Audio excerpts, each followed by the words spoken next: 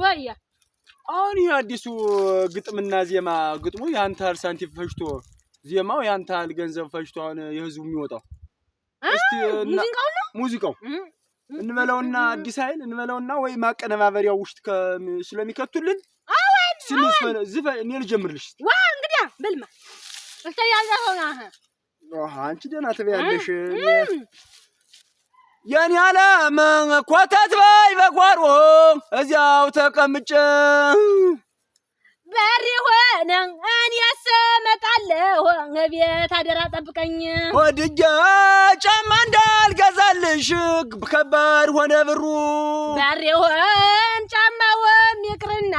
ቡታን ታይዘህና ኧረ መላ መላ የኔ ዓለም መላ መላ ኧረ መላ መላ የኔ ዓለም ኦራ